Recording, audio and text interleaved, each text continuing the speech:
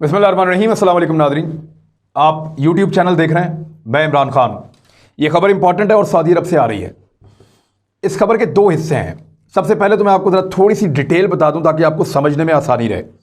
इस वक्त सऊदी अरब के बादशाह जो हैं वो शाह सलमान हैं, और वली अहद यानी बादशाह के मरने के बाद जो बादशाह बनेगा उसको वली अहद कहते हैं, वो मोहम्मद बिन सलमान है। मोहम्मद बिन सलमान के पास अहम तरीन सऊदी अरब के ओहदे हैं। तकरीबन सऊदी अरब सारे के सारे को वो कंट्रोल करते हैं, और ये बादशाह का बेटा भी है। मोहम्मद बिन सलमान शाह सलमान के बेटे हैं, और इनके पास अहम तरीन ओहदे हैं। दिफा इनके पास है, इकॉनमी इनके पास है, बहुत सारी चीज़ें कंट्रोल करते हैं सऊदी अरब पूरे को, और इनका बड़ा असर रसूख है। इनकी उम्र जो है वो लगभग कोई 35 साल है, लेकिन बड़े काबिल आदमी, बड़ी तेज़ी से इन्होंने सारी चीज़ों पे काबू किया है। शाह सलमान से पहले जो बादशाह हुआ करते थे सऊदी अरब के, उनका नाम था किंग अब्दुल्ला।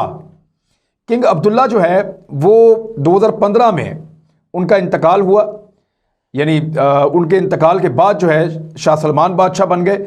लेकिन किंग अब्दुल्ला ने अपनी ज़िंदगी में 2011-12 में नाइफ को, जो शहज़ादा नाइफ थे, उनको बनाया हुआ था अपना वली अहद के अगर मेरा इंतकाल होता है तो मेरे बाद ये बन जाएंगे बादशाह। लेकिन बाद में उन्होंने वो फैसला तब्दील कर दिया, और शाह सलमान जो है उनको ये फरीज़ा मिल गया, और बाद में शाह सलमान बादशाह के मरने के बाद बादशाह बन गए। शाह सलमान जब बादशाह बने तो उन्होंने चीज़ों को कंट्रोल करने के लिए शहज़ादा नाइफ के जो बेटे थे मोहम्मद बिन नाइफ को उन्होंने बना दिया अपना वली अहद, और वो फिर वली अहद के तौर पे अपने फ़राइज़ सर अंजाम देते रहे। उनके पास जो अहम ओहदे थे, वज़ारत दाखिला उनके पास थी, दीगर कुछ और ओहदे उनके पास थे, और ये बड़े एक ज़हीन आदमी हैं। इनके अमेरिकन डेमोक्रेट्स के साथ बड़े अच्छे ताल्लुकात हैं। इनके ताल्लुकात बराक ओबामा के साथ बड़े अच्छे थे, हिलरी क्लिंटन के साथ बहुत अच्छे हैं, जो बाइडन के साथ बहुत अच्छे हैं। तो ये एक बड़े ज़हीन इंसान है मोहम्मद बिन नाइफ, और इनकी सऊदी अरब के अंदर बड़ी कदर भी है।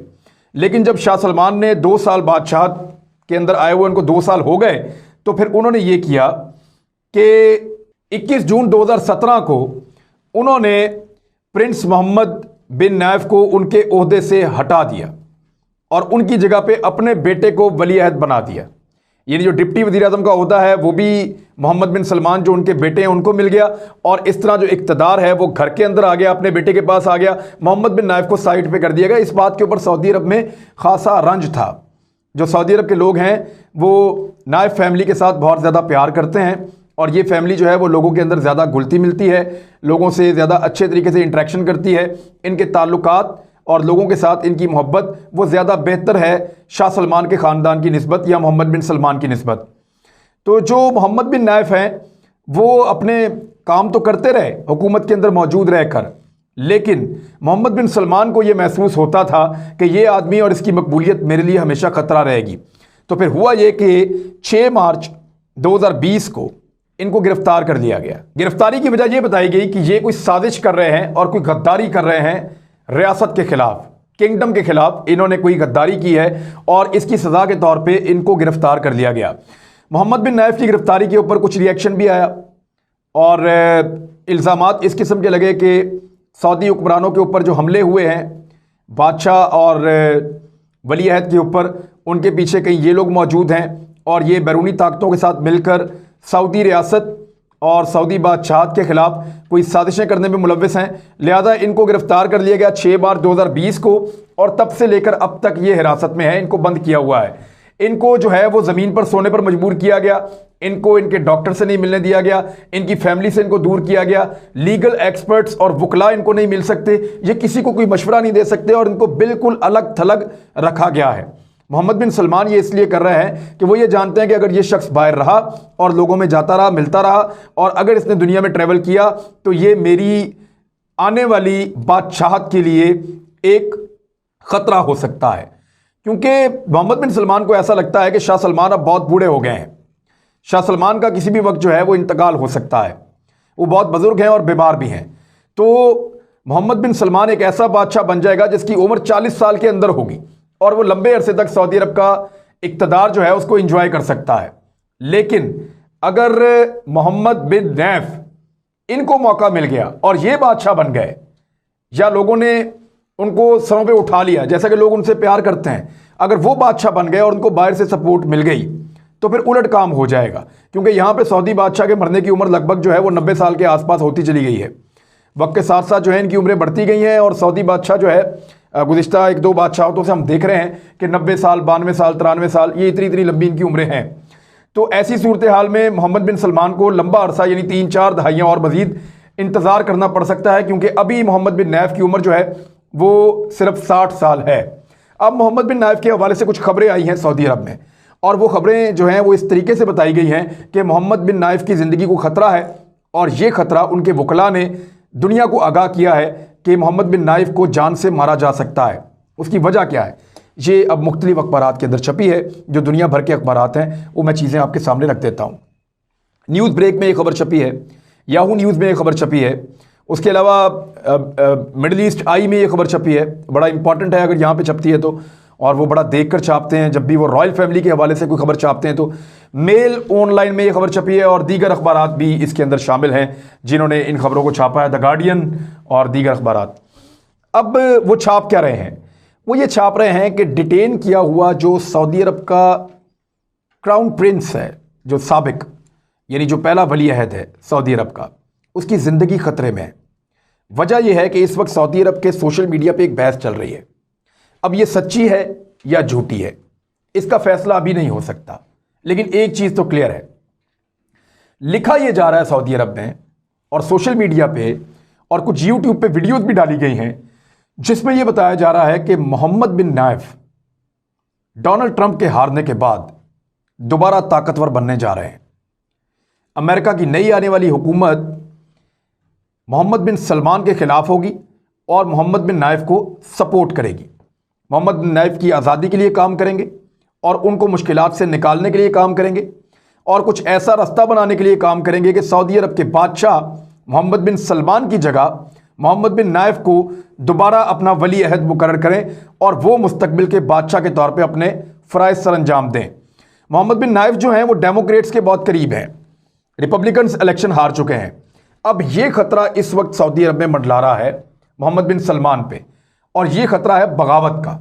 जो खबरें आ रही हैं उनमें यह बताया जा रहा है कि मोहम्मद बिन नाइफ ने यह प्लान किया है और उनके बहुत सारी ताकतों से इस वक्त राब्ते हैं, और वो एक बगावत कर सकते हैं मोहम्मद बिन सलमान के खिलाफ, जिसमें लोग भी उठ खड़े होंगे और हालात मोहम्मद बिन सलमान के लिए बहुत ज़्यादा मुश्किल हो जाएंगे। लिहाजा मोहम्मद बिन सलमान की जो पॉपुलैरिटी जा रही है उसके पीछे कुछ वजूहात हैं। एक तो उन्होंने ख़वातीन को गाड़ियाँ चलाने की इजाज़त दी, जो क़दामत पसंद अरबी हैं उनको ये बात पसंद नहीं आई। फिर उन्होंने महरम के बगैर ख़वातीन को ट्रैवल करने की इजाज़त दी, जो अरबों के बहुत बड़े बड़े कबाइल हैं उनको ये बात पसंद नहीं आई। फिर जिस तरह से वो नियोम शहर बना रहे हैं और इसराइल के बारे में उनकी पॉलिसी है, अरबों को वो भी पसंद नहीं आ रही। और जिस तरह वो सेकुलर इलाके बनाना चाह रहे हैं, थिएटर बनाना चाह रहे हैं, क्लब्स बनाना चाह रहे हैं और सियाहत वाला एक मुल्क में तब्दील करना चाह रहे हैं सऊदी अरब को, तो ये वो सारी पॉलिसीज़ हैं जो वहाँ के पुराने क़दामत पसंद कबीलों को और लोगों को और अरबों को पसंद नहीं आ रही। और ये वो लोग हैं जो इस्लाम से मोहब्बत करते हैं और इस्लामी निज़ाम का हमेशा सऊदी अरब में नफाज चाहते हैं। मोहम्मद बिन सलमान शरई कवानीन को नरम करने की बात करते हैं, जबकि सऊदी अरब के शहरी जो हैं वो ये कहते हैं कि एग्जैक्टली शरीयत को यहाँ पे नाफिज रहना चाहिए, क्योंकि हिजाज मुकद्दस यहाँ पे है। हमारी जिम्मेदारी है कि दुनिया को इस्लाम का असल चेहरा दिखाएं। लेकिन मोहम्मद बिन सलमान यहूदियों के साथ ताल्लुकात बना रहे हैं, गोरों के साथ ताल्लुकात बना रहे हैं, ईसाइयों के साथ ताल्लुकात बना रहे हैं, उनके साथ तिजारत कर रहे हैं, अपना पैसा उन मुल्कों में खर्च कर रहे हैं, और उनकी अयाशी और बहुत बड़े बड़े उनके जो मंसूबे हैं उनके ऊपर बहुत ज़्यादा तशवीश पाई जाती है सऊदी अरब में। तो इस वक्त जब आपको एक बंदा नापसंद आता है तो ऑटोमेटिकली दूसरे की मकबूलियत में इजाफा होता है, लोग दूसरी ऑप्शन की तरफ जाते हैं। तो वो ऑप्शन है मोहम्मद बिन नाइफ। और डोनाल्ड ट्रंप के इलेक्शन हारने के बाद, क्योंकि जेरेड किश्नर जो है वो डोनाल्ड ट्रंप का दामाद है और वो मोहम्मद बिन सलमान का बड़ा अच्छा दोस्त है, और डोनाल्ड ट्रंप और मोहम्मद बिन सलमान मिलकर कारोबार भी करते हैं, मिलकर चीज़ें भी प्लान करते हैं। तो डोनाल्ड ट्रंप के जाने के बाद जो बाइडन आ रहे हैं, और जो बाइडन के साथ इस तरह के ताल्लुकात सऊदी अरब के ये वाली इंतज़ामिया के या ये वाले बादशाह के और वली अहद के नहीं होंगे। ये बड़ा इंपॉर्टेंट है। अगर इनके ताल्लुकात अमेरिका के साथ वैसे नहीं रहते तो फिर बड़ा दबाव बढ़ जाएगा इनके ऊपर के ताल्लुकात को बेहतर करें। ताल्लुकात की बेहतरी के लिए अमेरिका कुछ शराइत रख सकता है, मोहम्मद बिन नाइफ को बाहर निकाला जा सकता है, जैसा कि हमने सऊदी अरब के कहने पर नवाज शरीफ को बाहर निकाल दिया था। हमने बाहर मुल्कों से हमारे ऊपर दबाव आया, हमने नवाज शरीफ को बाहर निकाल दिया। और इसी तरह अगर दबाव अमेरिका का आएगा उनके ऊपर तो वो भी मोहम्मद बिन नाइफ को बाहर निकालेंगे। और मोहम्मद बिन नाइफ इतना पॉपुलर आदमी है कि वो बाहर बैठ के भी अपने मुल्क के अंदर एक तहरीक खड़ी कर सकता है, वो बाहर बैठ के भी अपने मुल्क के अंदर एक बड़ा बाअसर आदमी हो सकता है। तो ये शाह सलमान के लिए बड़ी मुश्किलात होंगी कि वो अपने बेटे को हटाकर दोबारा से वली अहद के तौर पे मोहम्मद बिन नाइफ को लेकर आए। और मोहम्मद बिन नाइफ के बारे में इतनी नेगेटिविटीज़ नहीं हैं जितनी मोहम्मद बिन सलमान के बारे में है। दोनों हैं तो रिश्तेदार, सोचते भी तकरीबन एक जैसा है, बहुत ज़्यादा फ़र्क नहीं है, लेकिन नेगेटिविटीज़ जो हैं वो ज़्यादा मोहम्मद बिन सलमान के अंदर नज़र आती हैं। कदामत पसंद सऊदी अरबियन, जो पुराने लोग हैं सऊदी अरब के, जो पुराने कबाइल हैं सऊदी अरब के, जो इस्लाम के ज़्यादा नज़दीक हैं, और वो बड़ी बेहतर बात है, ये बड़ी अच्छी बात है कि वो इस्लाम का ज़हूर वहाँ से हुआ था। वहाँ लोगों को इस्लाम के बहुत नज़दीक होना चाहिए, इस्लाम के असली शार को जो है वो उनको चाहिए उसको उसकी तरवीज करें और उसके ऊपर चलें। लिहाजा मोहम्मद बिन नैफ जो है उनकी मुखालफत कम है, मोहम्मद बिन सलमान की मुखालफत ज़्यादा है।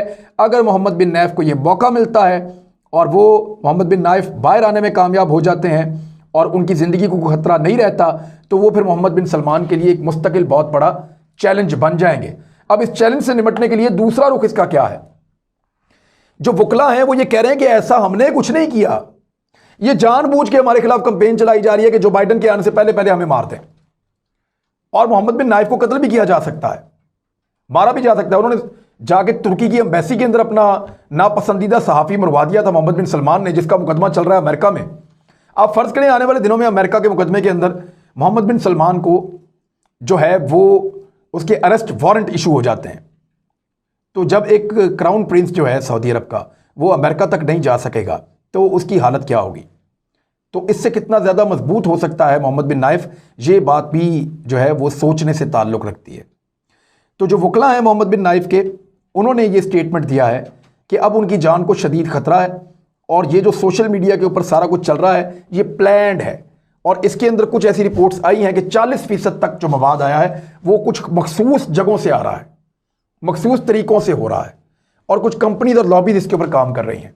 अब ये लॉबीज किस साइड पे काम कर रही हैं, क्यों इस पे काम कर रही हैं, और मोहम्मद बिन नाइफ की ज़िंदगी को ख़तरा है, ये तो एक बहुत बड़ी हकीकत है, क्योंकि मोहम्मद बिन सलमान अपने रास्ते में आने वाली हर रुकावट को दूर कर देते हैं। उसने पूरी की पूरी जो रॉयल फैमिली है सारे बंदे गिरफ्तार कर दिए थे एक दिन, और सबको ज़मीन पे बिठा दिया था, सबके एसेट भी छीन लिए थे, सबके अकाउंट भी मुंजमद कर दिए थे।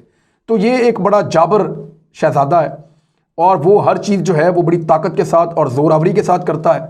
लिहाजा देखना ये है कि आने वाले दिनों में मोहम्मद बिन सलमान मोहम्मद बिन नैफ को कत्ल करता है या ज़िंदा छोड़ता है। लेकिन अगर ज़िंदा छोड़ता है तो डेमोक्रेट्स के आने के बाद मोहम्मद बिन नाइफ दोबारा से रेलिवेंट भी हो सकते हैं, मैदान अमल में भी आ सकते हैं, और मोहम्मद बिन सलमान के लिए मुश्किलात भी पैदा कर सकते हैं। तो एक बगावत है जो सऊदी हुक्मरानों के दरवाजे पे दस्तक दे रही है। मैंने सऊदी अरब में कुछ दोस्तों से बात की, मेरे कुछ जानने वाले वहाँ रहते भी हैं, उन्होंने बताया कि मोहम्मद बिन नाइफ के बारे में लोग नेगेटिव नहीं हैं, और अगर उसको मौका मिलता है या उसको बाहर निकाला जाता है और वो पब्लिक के साथ अपने आप को जोड़ लेता है तो वो बंदा बड़ी तेज़ी से जो मौजूदा रॉयल फैमिली है, शाह सलमान या उनका बेटा, इनको पीछे छोड़ देगा। तो ये एक डिफ़िकल्ट सिचुएशन है। उस वक्त जब बादशाह का किसी वक्त भी आपको ख़बर आ सकती है कि खुदा ना खास्ता बादशाह का इंतकाल हो गया, क्योंकि बादशाह बहुत बुज़ुर्ग है और बीमार भी है, और मोहम्मद बिन सलमान भी उसी गद्दी पे नज़र रख के बैठा हुआ है, और मोहम्मद बिन नैफ तो पहले ही गिरफ़्तार है। लेकिन यहाँ पे ये अल्लाह ताला फ़ैसला करता है कि उसने तख्त पे किसको बिठाना है। बाद औक़ात आदमी जो है उसके वहमो गुमान नहीं होता और वो आके तख्त पे बैठ जाता है। तो ये अल्लाह ताला के काम है। अब ये तख्त मोहम्मद बिन सलमान को मिलता है या मोहम्मद बिन नाइफ को मिलता है।